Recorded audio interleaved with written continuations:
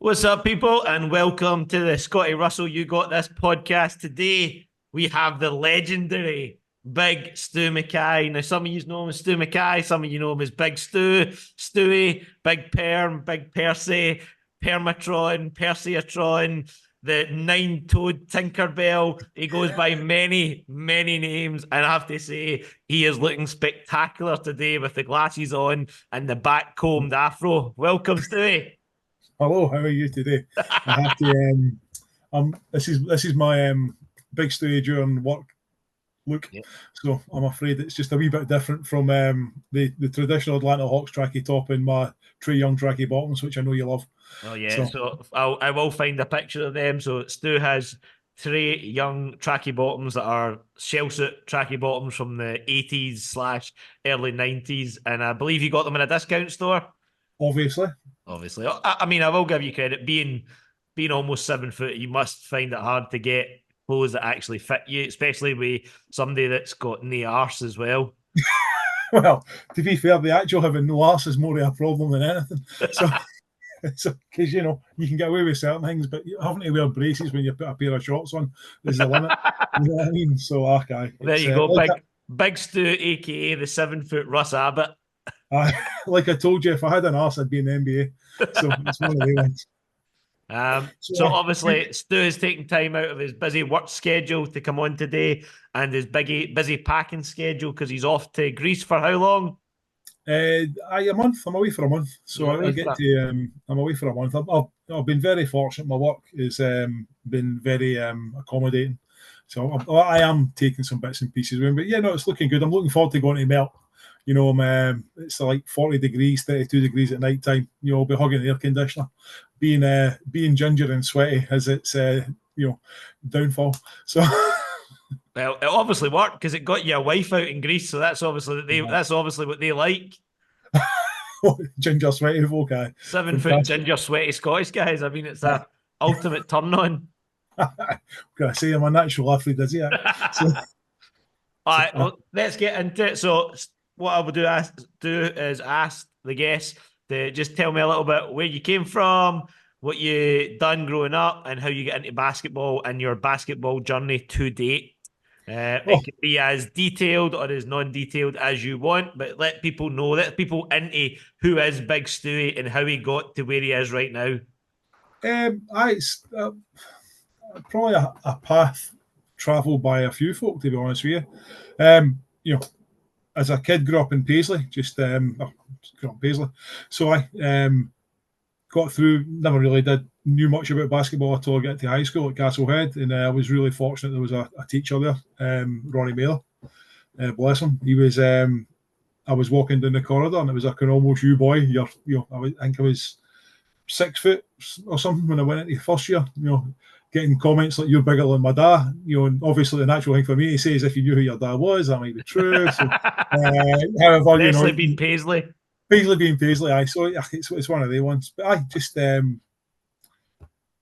see the gym, went into the gym, and that was me. I was kind of hooked on it. I mean, I played a bit of football. I was actually more of a golfer than anything. Well, pretending to be a golfer. I enjoyed playing golf as a kid. My dad played, brother played, so on and so forth, but nobody really played basketball. But I kind of got to that point where I kept growing and growing, and just became, I was tall. I'm 6'11". Now, so I'm only going down the way now. I'm getting older and starting to shrink. So it was one of those ones. I had reasonably good hands, and basketball's changed a lot now to when it was when I started playing back in the day. But I was like kind of 13, 14 years old when I kind of first got into it properly.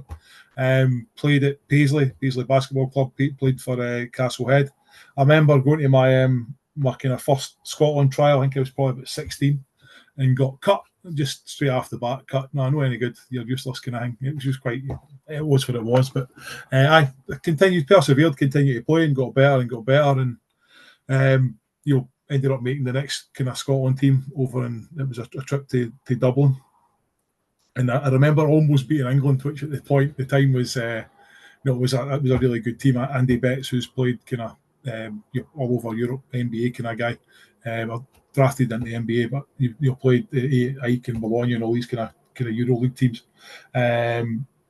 He was playing for the English team, and just from that, I ended up getting a move to America when I was 17. I almost went to Alaska, but I ended up in a place called Savannah in Georgia.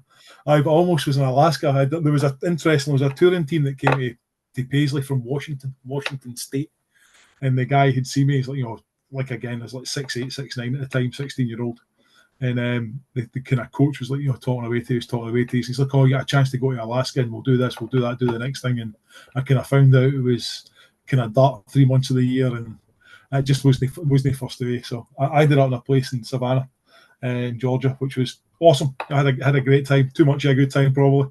But I had 2 years of high school. Got to the Final Four of first year, won the state championship. Second year, went undefeated. So it was a bit of a feat for the school, Memorial Day school.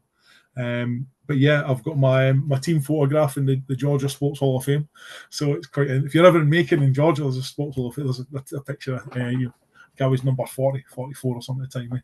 But it was, and then from that, I got a scholarship to Georgia College and State University in Milledgeville, which is Division 2, Peach Belt. So went there actually. As a freshman, never played a huge amount, and got bits and pieces here and there. But we ended up winning the Peach Belt Conference, so I've got a college conference championship as well in my bag. And we got to the NCAA tournament. We were actually ranked, and again, like I say, I was a freshman, so I wasn't getting huge minutes. But it was a super team, great experience. But well, for the most part, it's a good experience. But we'll come to that in a second. And when you were getting recruited for college, did you get any like big bags of money or cars or anything like that? No, nothing like that. I did. It was actually quite funny because I remember going to and actually I was recruited by some really big schools, and I was because I played AAU. I played AAU for the Savannah Nationals, and then we played a tournament in Savannah, and then we played a tournament in Atlanta, and then from that I was actually picked up by Sports Express out of Valencia in California. So that it was a bit of a strange one. So I ended up getting a call for a guy, Miles Gonzalez, and I ended up in was it the West Coast All-Star Camp in Dominguez Hills in LA, which is South Central LA. So it was a bit of an eye-opener as well. You're talking about 1994, 95 I was there. I was there 95 to 98, no, 94 to 98.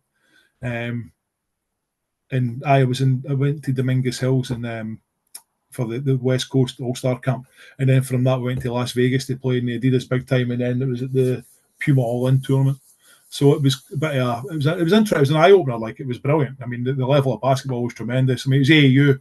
Probably when AAU is, you can hear now, is a bit more, not necessarily corrupt. It's went a different path. The world's went a different path to what it was back then. But it was actually kind of meant something, and it was not as, I would say, purer then. But then you start to hear the stories. I met actually the guy Sonny Vaccaro, who's in the Amazon, the shoe guy. The shoe guy. Aye, so I met him. I think he was director of operations for Adidas at the time. I was chatting away him. I was getting told stories about Lester Earl, played at LSU, and I just leave it at that. So it was quite interesting. You're saying about kind of things like that. But I remember my trip to Milledgeville. Georgia's hot, like it's hot as hell, humid, living in a sauna, and I was sweating bullets. I was walking up a hill, and I was like fucking dying, and the guy, Coach Strayhorn, who was taking us around the campus and everything else. Beautiful campus, no, it's quite kind of like a Harvard-esque kind of feel, but with hunters of heat and yellow jackets and that. Roasting hot, and I was like, because clearly see I was wanting a drink. So he turned to Mark Sussman, who's my American dad, and he's like, "Oh, Mark, can I get you a drink?" And he's like, "Oh yeah, it'd be great," and he's like looking at him like, fucking the big man's melting, got to give him something. He's like, "I can't give Stuart a drink. I can give you two though." That's how stringent like the NCAA rules are. So he couldn't even give me something to drink then, because it could have been seen as him trying to sway me as a bribe. So it was like bonkers. But that those are the rules. But I had to go back to kind of recruiting from the kind of the trip to the AAU thing. I was actually recruited by Minnesota. Clem Haskins. I spoke to Clem Haskins on the telephone, who was actually kind of coached Team USA. He was at Minnesota, the Golden Gophers, who I think that year they were talking to me. They got to the Final Four. So basically what happened with that one is like all the guys we were recruiting have committed early. So he's like, we've got no scholarships left. So he was great. Talked to him on the phone. Had a really good conversation with him. Big Stu being a golden gopher. That is the ultimate right there. Well, it never happened. I mean, like there'd been probably about another 30 big guys in front of me that they were looking at. Like I say, I ended up signing Division Two, but after I signed for Georgia College, I was then offered East Tennessee State, St Bonaventures, and Long Beach State. But which were all Division One, but I'd already signed. It was in Milledgeville, it was up the road, but yeah, it was good. It was a good experience until it didn't become a good experience there. So I ended up after the first year I left and went to Armstrong State. I had a bit of a falling out with the coach, a few accusations and other things like that were happening. So just like I say, too much of a good time. Too much of a good. And Stewie does love a good time. Yeah, it's all about good times. He can have a good time by himself with people, and he loves a good time. So I can understand young Stewie getting led astray quite easily. You know what? There's parts of that where I was young. I went over there at 17, and I was myself. And as much as you've got folk keeping an eye out for you and everything else, you're kind of left to your own devices, which for me, probably wasn't the best thing. The thing is, I mean, the bit for me was this: I worked really hard. I mean, I worked hard. I just was shit at taking care of myself.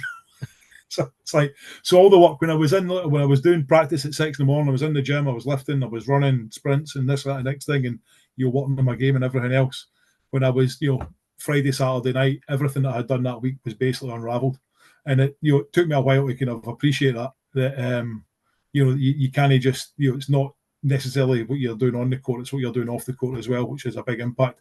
And which, to be fair, I took that when I came back to Scotland, and I got a gig playing with the Rocks in Edinburgh. I was quite comfortable. I was able to have a couple of beers here and there and enjoy myself and do bits and pieces, but I had a better understanding of how much work and effort you had to put into actually get anywhere, which was quite, again, a bit of an eye opener. Probably understood that. I realised that about five years too late. However, I got there in the end. To be fair, the first time I ever met you, Stu, you were obviously quite trim. You had the old shaved head, and you were up and down the court, and you were kicking everybody's butt. I think that was the year you were training with St Mirren before you went to the Rocks, and you were dunking. You were getting up and down the court. So I have seen you in peak physical condition, and I can blow his trumpet here and be like, when Stewie was fit and actually put everything into it, he was quite the force. But I'll tell you, the actual thing when I actually felt I cut my teeth basketball wise properly was the coach for the Rock, Jim Brandon, who he was tremendous coach. A great for me, he was brilliant as a 1-to-1 coach, because he gave me the kind of big fundamental Tim Duncan moves, the Elijah one and stuff. Spent a lot of time working on me, and he knew my downfalls. He used to say, he's like, how many pints did you have, Stu, last night? And I'd be like, 2. He's like, you owe me 2 hours on the treadmill. But I started working with a PT, a guy called Andy Barnett in Edinburgh, and it was he worked with sprinters traditionally, like distance runners, athletes. And I'd go with him at Meadowbank in kind of like the morning time, and I'd go down on the track and we'd be outside or inside in the concourse. And it wasn't until probably about working with him for about 3 months, 4 months, I actually felt like I was starting to run and like really sprinting and motoring, and I could find me. I was getting up and down the floor. Thanks for saying that, because it was one of those ones where it took me a while to kind of, because I was never athletic as a kid, and it took me to like 22, 23 to actually learn how to run properly. And I was, getting down, getting the arms going, getting the shoulders going, and pumping the legs, and I can actually felt like I was motoring. It was good fun, and I was really fortunate with that, and I was really fortunate with the team that I ended up on with the Rocks. So I think that's where I started to then feel like I was more of a basketball player. And I think if the Rocks were about when I was 17, 18, I'd met Jim Brandon, I probably wouldn't have went to America. Aye. You'd have somebody developing you and actually taking care of you and giving you accountability and stuff like that to keep you going. Because, as I said, that's one thing that I would say you need somebody there on you, because when you room with me, you're well behaved, and when you room with Bunny, you're completely the opposite. You can get led astray in the blink of an eye. What is it? Stupid is as stupid does. I know. It's I get an addictive personality, mate. So yeah, I would definitely say if you had somebody there on you all the But time and pushing you, I think your ceiling could have been a lot higher. and at the end of the day, it comes down to me. And I'm not any you know, it's my fault. Well, so not my fault because my journey's my journey. It's Yeah, any decisions. I everybody's got mean, a story. I mean, and the decisions I made are the decisions I made at the time because I thought they were right, or and that's I guess what you have to kind of take for it. But I think I think the big thing is he started to kind of feel more of a player. And I think you're right on, right in the money with the accountability thing because and it's one of the not necessarily a kind of bugbear of mine, but I think when you look at the kind of setups in the length of time, because you're talking what is it, 30 years ago? I went to the States. No, it would actually be 30 years ago on 1994, and it was what the 9th of August 1994 is when I went to America. That's 30 years ago, Yeah. and only now, probably in the last, I don't know, give it a name, last 3 years, 4 years, whenever, with the Rocks, things have changed. And you're now seeing kids that are coming through now, young people that are coming through now that have an opportunity to not have, the big thing for me when I came back from the States was like, it'd be great if people could have a basketball experience, a basketball journey, and do well in sport and not have to fly away from their family 5,000 miles. Even if they get to Europe and the longest trips for Greece, 4 hours of your home.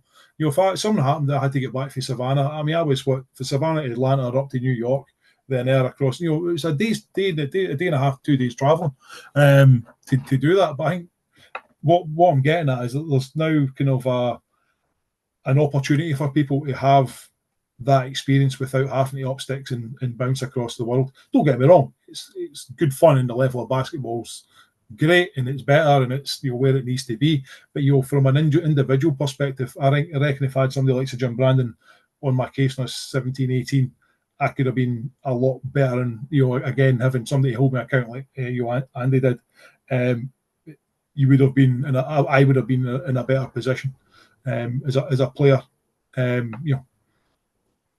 Yeah, it is what it is. But to touch on that, because obviously I never went to the States because I was a wee bit of a late starter and stuff like that. But for the amount of people that I know that have went to America, there's only a couple that have come back, and I would genuinely say have got better. Like a lot Yeah, of people go and they don't get better because they don't aye, take advantage of the ecosystem they've got out there. They don't take advantage of the opportunity they've got, and they go maybe with a inflated ego and it gets knocked down yeah, and then they come back worse. Like generally there's only a few people out of all the ones that I know that have went that I can genuinely say have come back and I was like, that was probably the right decision for them to yeah, go. Because a lot of them come back and you're like, well, what have you done for the last 2 years? Or what have you like, no offense, but you could have stayed here and got better. yeah. Well, Again, it's the experience and everything like that. I understand that, and maybe because I never done it, I'm a wee bit maybe sour about it. But generally, I've seen people that went to the States, and I was like, man, I'm better than you. yeah. Oh, but I think that's the bit. There's a couple of bits because there's like it's not just basketball. That it's not just basketball. It is like a life experience and everything else.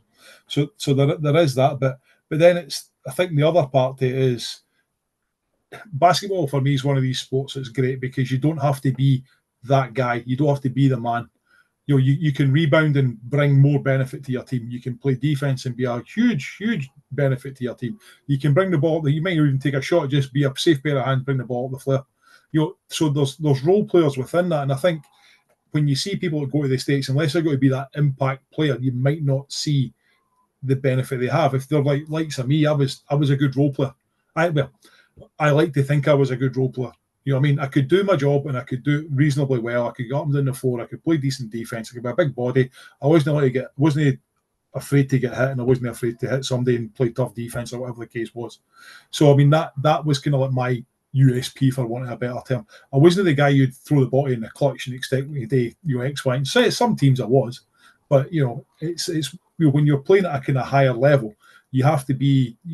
understanding of what your role is within that. And I think that's the one thing that you might not see when people come back for the States, because they're not going to be that guy. I mean, I was fortunate because of my height, but somebody like yourself, Scotty, when you're 6'2", 6'2", 6'3", 6'1", 6 foot, 6'5", six 5'8". foot, 6 foot. I know 6 because foot. I've got big broad shoulders and I used to jump out the gym. I seemed higher, but yeah, 6 foot. I know. I mean, nah, you're just like, I'm just shite with height.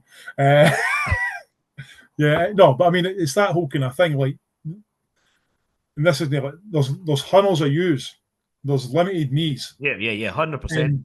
and I think that's the tougher bit for guys like yourself. And I think that's where I think for countries like Scotland, that's where that homegrown development has to be like fucking spot on. I mean, it can't be. There's no bullshit with that, because I can get by on size, and size, you can't teach size, as the saying goes, Yeah. but you can't bullshit at a smaller position, because there's more people, and it's more competitive and everything else. That's why, like, a good guard's worth its weight in gold. Yeah, but You know what I mean? you also find that people accepting that, like everybody wants to be the man, and being told that you're not the man, or being told that you're a rebounder, and that a lot of people can't accept that, and their ego can't Yeah. take. Yeah, fuck that though, right? But I mean, the thing is, for me, I get that, and I get that, but that then to me is a person that doesn't understand the concept of a team and what it actually takes to win, because their own performance outweighs the team's performance, and that more is more a kind of that says more about them for me, as a person. The fact that the team I play with now, Lockerbie, there's I'm leaving the best rebounder on the team. I'm fucking head and shoulders against most of them, like height wise, but I'm probably the safest pair of hands in the team, because my fundamentals are reasonably sound, and I can not necessarily dribble the ball on the floor, but I know how to read the game and get a release and do X, Y, and Z, and I can pass the ball. Top assist guy, obviously. Top assist, Stu's playing the team. He's the best assist guy ever. But the thing is, with that being said, folk need to understand their role within a team. 100%. And I think if people aren't accepting of their role and think they're the guy, you're not going to progress as an individual. You're not going to get better as an individual, and and that's what I'm saying. I think that's what causes a lot of people not to improve, because they're so adamant that they are the best scorer or whatever. When it's like, well, just take a step back and you'll be fine. All right, so let's boost us quickly on to your BBL career. Give me a rough summary of what you thought about your professional days in the BBL. You don't have to go into detail of every year or every team, but just in general, how you felt you played and what you took away from the BBL. I'm a fanny. I stopped playing when I was playing my best basketball. Like, genuinely, the best basketball I was probably playing, I then took I not necessarily had enough. I had enough. I think what was happening in my personal life, I outweighed what was happening in the court, and it's probably the first time I put my personal life above my professional life, if you know what I mean. And I think because of that, that's why I probably made the decision, because I'd always basketball, everyone else sacrificed because of basketball. And then I was like, I was 26, 25, just turning 26. Played 3-4 years, 3.5, 4 years, whatever it was. I had a decent first year. Played with Edinburgh, down to Thames Valley, back up to Edinburgh, and then when Edinburgh then moved to Glasgow, and I was playing really good basketball. Played with some really good guys. Thoroughly enjoyed it. It was great. Some really good talent, some tough players. I mean, it was a tough school, and it's hard for me to kind of judge it against what's happening now, because obviously you're not playing it, and while you might think, oh, it's soft and it's slow and it's this and it's that, it's no, because you're not playing it, you can't really make a judgment. It's the game's changed. But yeah, I think the one thing I would say about the BBL, I think it's those guys that own the Rocks, guys like Ian Reid that have kept the Rocks going. Sorry, the Gladiators now, so forgive me, that have kept them going, and I think all credit to them, because that's like what 25 years of professional basketball in Scotland. And I know there was professional basketball in Scotland before, with like Murray International and Rangers and so on and so forth, but they've kept it alive, which I think they deserve a bit of credit for. And the new owners within the Gladiators, and forgive me, I can't remember their names right now, again, credit to them, because they seem to be really working hard to take it to the next level, which is great. But back to your question, for me, yeah, I fucking loved it. It was magic. It was brilliant. And I mean, it was on a bus, it was off a bus, it was playing in shitty arenas like a derby, but you're playing professional sport, mate. Yep. It was brilliant. Yep. It was 100%. brilliant. You're on Sky Sports. You're on Sky Sports playing. I laugh. I had a family kind of later on in life. Get my 7-year-old, my 3-year-old, and there is a game, Thames Valley against Sheffield Sharks. Chris Finch. Now, and Chris Finch, Sheffield Sharks would try to recruit me from the Rocks that year, but that fell through. Ended up going to Thames Valley. But the game against them, I think it's the 30th of December, right before New Year. Is on the TV. It's on Sky, so I was showing it to Maria, and no, she thought it was great. This big arena, there's Daddy up and down, running down the flare, and the only thing I can think about is like, you bastard, I missed that shot, or I dropped the ball there. It was quite. I was kind of, because it's like it was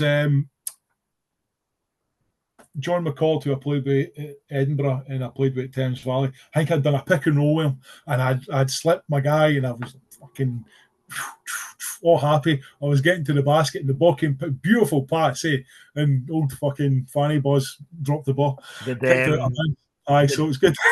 Did Maria be like, Scotty would have made that? Oh, Maria loves you, dude. So it's like,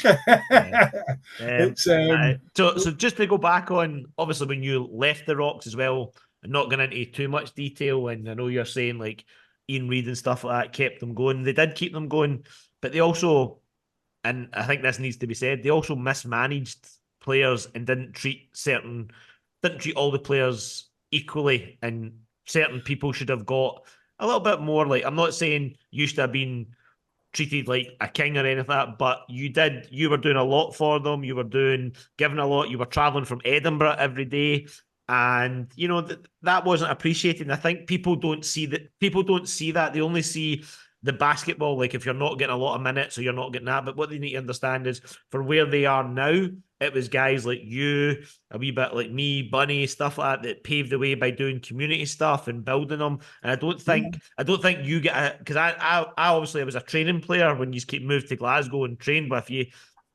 I saw what you were doing off and on the court, and I know how much work you were doing. And I think that gets missed out a lot of the times. I don't think it gets appreciated or gets acknowledged as much as it should. It's a fair point. I mean, I think the one thing is not all players are equal, which is I understand that, and you're going to have guys on the court that are more valuable. But if you weren't doing the things that you were doing off court, there wouldn't be stuff to give the guys on court. That's what I'm saying. Like, everybody needs to get their flowers in certain ways. And I think that you didn't get appreciated enough for the stuff that you were doing behind the scenes. Which is fair enough. I mean, I think there was one thing I was involved with the Rocks when they were in Edinburgh, and it was Scotland against drugs, right? We'll keep going. Scotland against drugs. But this was a pilot program, and you know what? We went from Edinburgh through to Glasgow. We did Lucas Academy, Castlemilk, Easter House, and St Mungo's. That was the high schools we went to. Right now, you're talking like American guys coming over. Different backgrounds. Some in our city, some through the cities, some from the countryside. Whatever.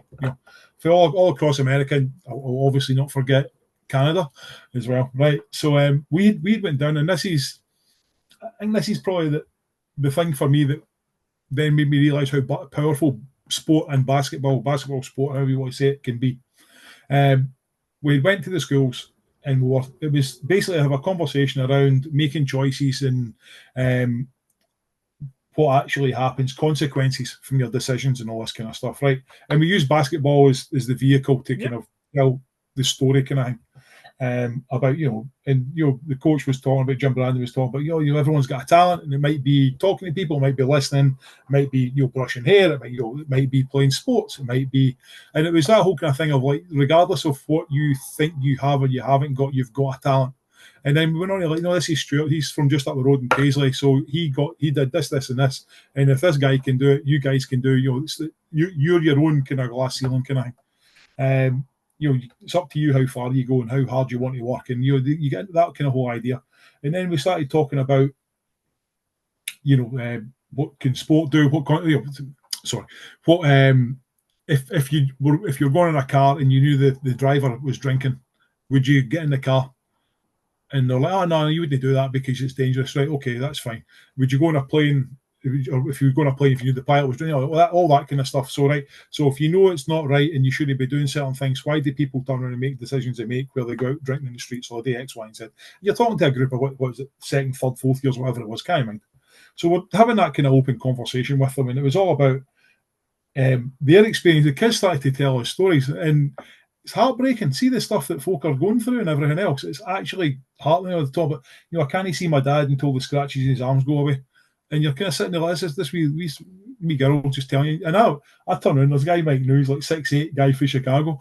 Dude's got tears coming down his eyes. He's just like, and I'm sitting there like, this is just fucked. Like, this is where we are. This is like as a society where we are. And then there's other things about, I come into my close and where we stay, and there's syringes, and you're just kind of sitting there like, it's just not right. It's like, it's heartbreaking. And then you're like, you then want to like, I just wish you could change things and do this, that.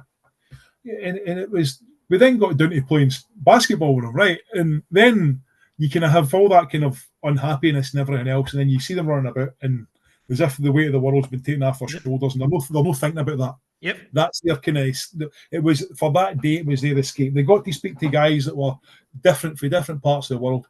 They got to speak to folk that had different experiences. They got to speak to folk that were able to listen to their experiences. They got to have a bit of a laugh around playing a game and running about and doing this, that, and the next thing.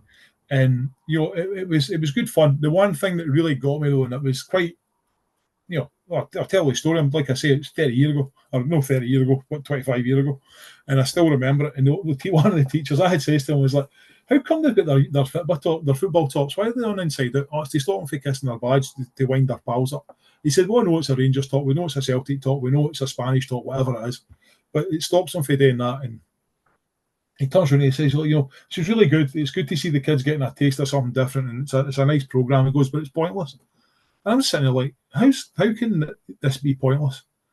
And he's like, well, they have to go home. We get them for 2 hours a week, and we do this, 2 sets of 45 minutes, whatever it was for the week, and we get to do this, and we have fun. We teach them about exercise and the importance of taking care of their bodies and everything else, as part of the conversation we had.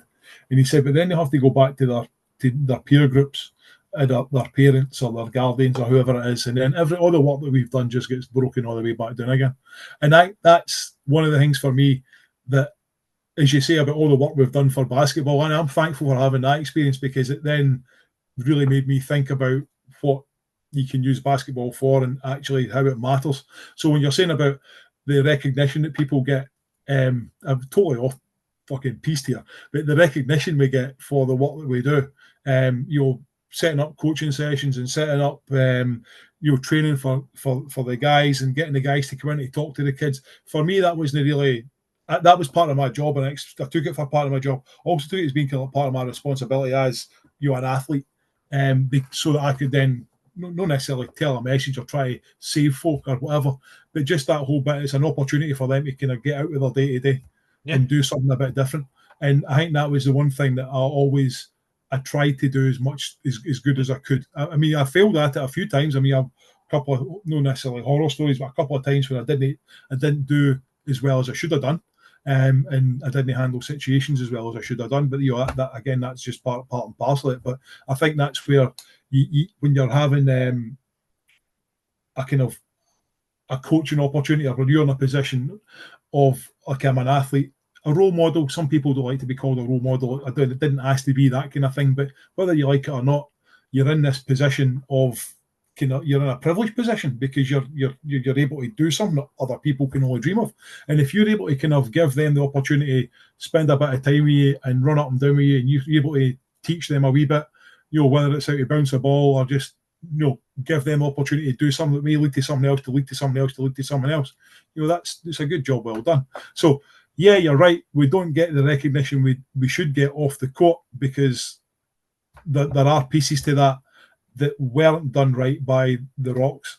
That I think they undervalued that, and that I think that's the bit for me that probably pisses me off more than anything is the actual they probably say it what it is. They made money off it, and that's why it was done. Yeah, So and that's what I mean. Like when you left, it was Stu's left, blah blah blah blah blah. But they didn't appreciate that you were traveling from Edinburgh every day, plus being a professional athlete, doing all that, and you're maybe asking for some train money, or you're maybe asking for like your lunch to get paid for, and it's like, well, help out. But as we said, I think to go back to that bit though, I think see the thing for me is, and this is the shitty bit, is like you shouldn't have to ask. No, that they shouldn't have to. There should be a case of right, big man. No, this is the case, and and that's what I mean. They mismanaged that. So as much as they done good, they did harm because they had guys that were willing to do that stuff and be on the team. There was folk, and like to myself, I was really invested in that because I know. I mean, I came, like I say, grew up in Paisley. I don't get me wrong, but, I was, parents worked hard. They had a great childhood. The good life. Very, very fortunate for that point of view. But I think it's that whole thing of like, everyone's got that, and it's I mean, my first contract for the Rocks, I was what, $3,000? It's nothing. It was like nothing. I think it was what, £300 a month. That was, I mean, don't get me wrong, got a flat and everything else. Didn't have to pay for like a flat or anything, but I mean, still had to get up and down to do bits and pieces. But I mean, to be a professional athlete, I worked as a bouncer for fuck's sake to supplement my wages until I got coaching. Until I got coaching work through Edinburgh City Council or just through actually Porty High School. Till I got that kind of stuff. Like Donna Finney, she got me coaching work. She was brilliant. She got it. She understood what I was making. Yeah. She understood the value. She's away in the States now doing tremendous stuff. But I mean, if it probably wasn't for Donna, I mean, that was financially I was not doing well. And that's the case for a lot of guys, and that's what I'm trying to mean. Like they don't understand the struggle, but they don't so you're getting paid less than minimum wage. You're living not the high life, but you're giving everything you've got out with and on the court, and that's why I think that needs to be applauded. So moving on from the old BBL, and then obviously we'll skip your tender with the Peregrines because you were crap. You should have been. Listen, dude, that was a great. Good. You should have been good, but no. Fucking, hey, listen, mate. I tell you what, that Peregrines to reach the one off types of shit. You should have. That's what I mean. So we're just going to skip that because you were absolutely disgustingly bad. So obviously, me and you hooked up again at the old. No, hold on, two seconds. We need to talk about Peregrines for a second. That was a squad, dude. We were awful. We were awful. It was so bad. I mean, we should have been so good, but we were terrible. And I'll be honest. When I heard that you were putting a team in and I seen who you had, I was like, all right, this is going to be trouble. And then we played you, and you were absolutely doo-doo. But when we spoke earlier on about not knowing your role, 100%. That was exactly what that was folk not knowing their role. Exactly. And we had on paper. I mean, Christ, on paper we had 3-4 guys in the Scotland team. Yep. And what did we finish? Third, something like that. And I mean, we had some. I mean, the Kings were stacked. The Edinburgh Kings were stacked at that time. We had some really good, actually some brilliant games against them, but we always fell short. Yep, always fell short. Just disappointing. It was but again, so then we hooked up when Scotty. When did we go? Yeah, you know what? I didn't like the Peregrines. So I had to wear green and white. You had to wear green. That's a poor man's choice. So give me a couple of your favourite Falkirk Fury experiences with either myself, Bun, or just in general, just a couple. Do you want to know? do you want to know? This is going to be terrible, right? I'm not going to tell it. I'll tell it. You need to know. We'll see. Falkirk was was not necessarily strange for me. I mean, I was living in Dumfries and I was travelling up and down the road to Falkirk 3 times a week, and it was heavy going, and I thoroughly enjoyed myself. It was great. I probably struggled a wee bit with trying to find my place in the team. I think probably one of my favourite things was just Ronnie Gordon. Big, I mean, Ronnie's like, Ronnie was brilliant. Love Ronnie to death. But he was every practice session, the first time he got the ball in the post, he was doing the exact same move. Yep. Every single time, and every single time I blocked him because I knew he was going to do. And it got to that point where I was like, this is almost boring. So it's like, just kind of throwing a left hand up. And I was like, I know where you are. But he was a good player, very, very good player. Again, good guy, probably a better guy than he was a player. Yeah. Hilarious. I think Falkirk was quite interesting as well because nobody liked us. Everyone fucking hated us. And it's because we all because I came from St. Mirren, so St. Mirren hated they hated me even like worse because that's like going from Rangers to Celtic or Celtic to Rangers kind of thing. It was, but I think we were successful. Do you know the thing that I'll tell you the thing for Falkirk that was quite, and this is probably a kind of knock in basketball in Scotland in general. We were old as fuck. And we we had no plays, and we hardly trained together.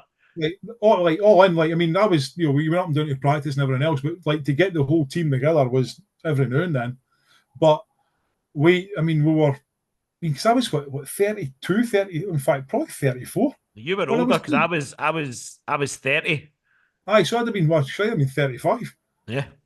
So that, and like Bunny would have been 35. Water was a year younger than us. Ronnie was the same age as we yourself, and we were absolutely just destroying folk.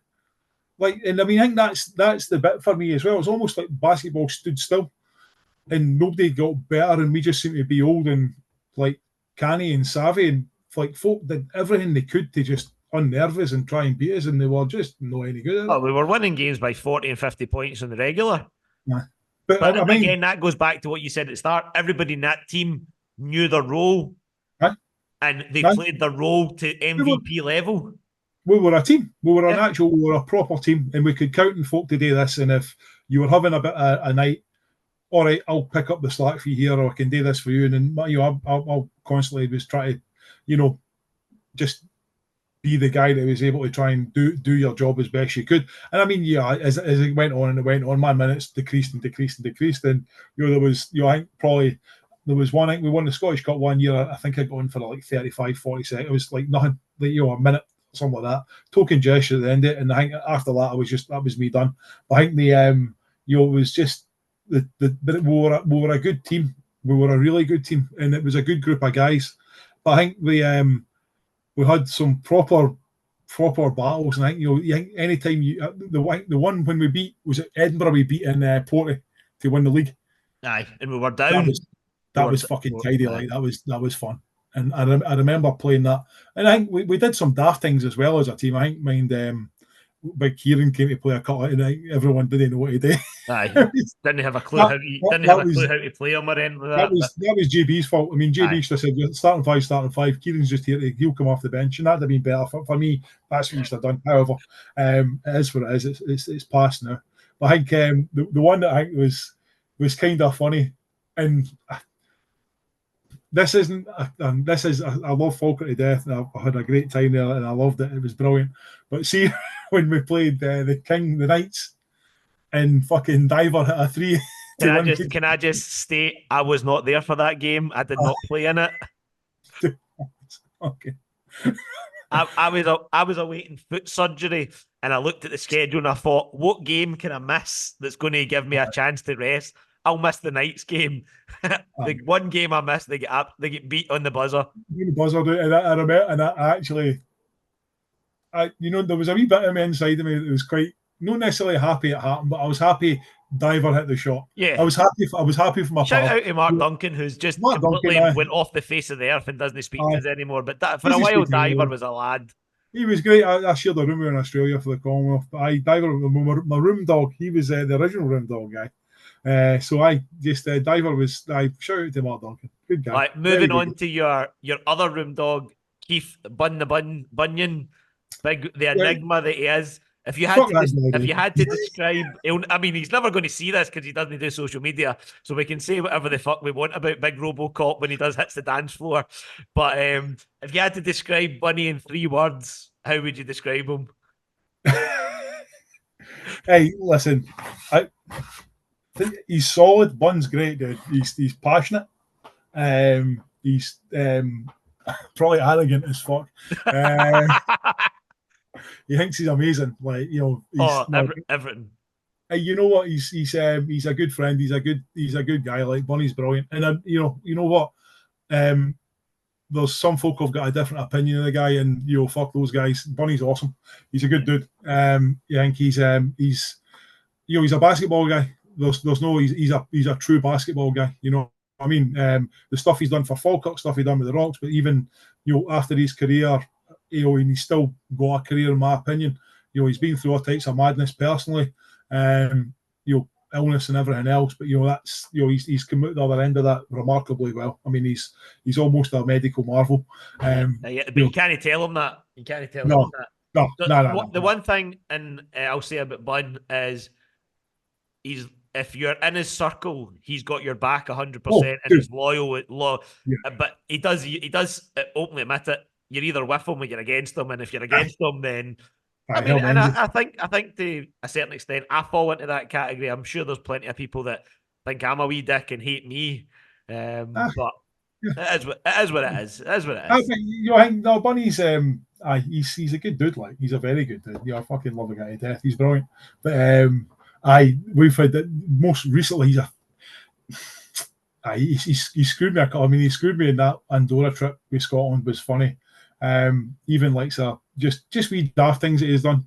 I mean, Africa was funny with him. But I mean, even most recently, Italy was a good laugh. Fucking, but I mean, where were we? Was at Sheffield, and that was your fault. I hurt myself and all. I fell down the street because you wouldn't give me a hug. So I was leaving early, and Big Stu was about, I don't know, maybe 50 yards away, and he's like, Scotty, I want a hug before you go. So he starts running, and I'm like, Stu, I'm not giving you a hug.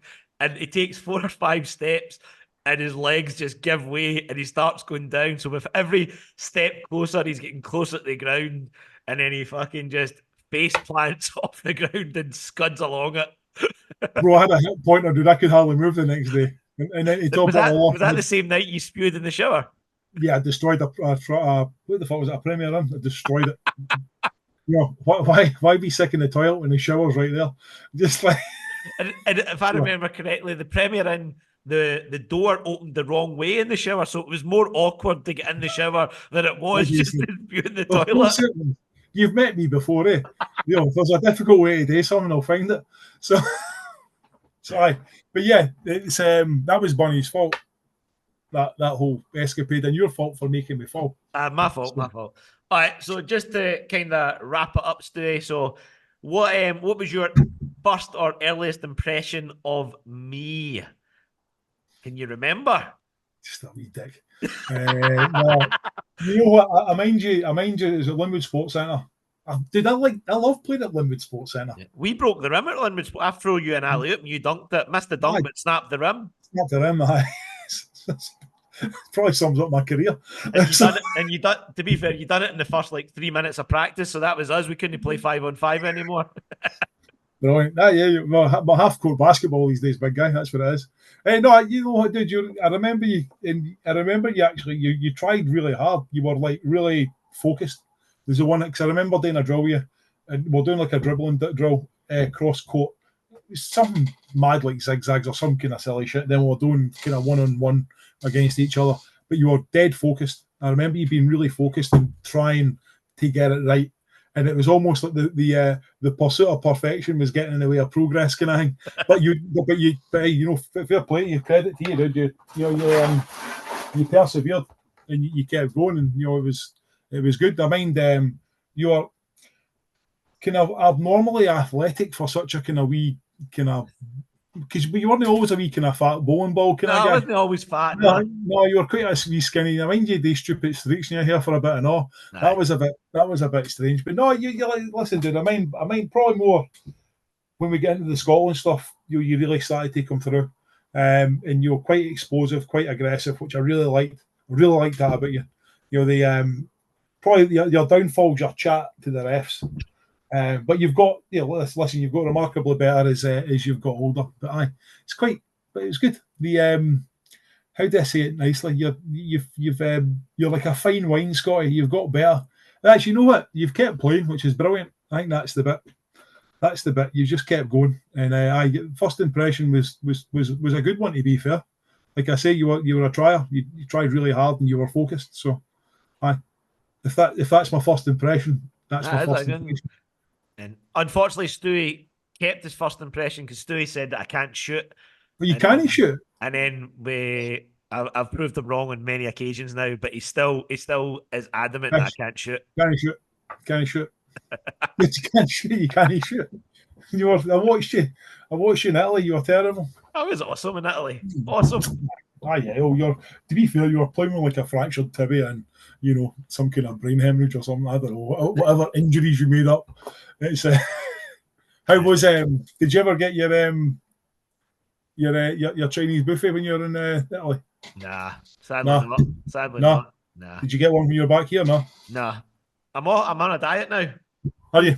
Clean living, big guy. Clean living. Good. Right. Good. So we want to say thank you for Big Stu taking time out his busy day to come and talk to us and some insight. This will be up on YouTube, so you can go and watch it.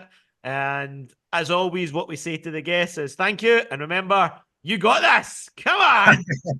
Nice one. Cheers, Scotty. Take care, buddy. Ta-ra. See you there, Stu. Good night. Bye.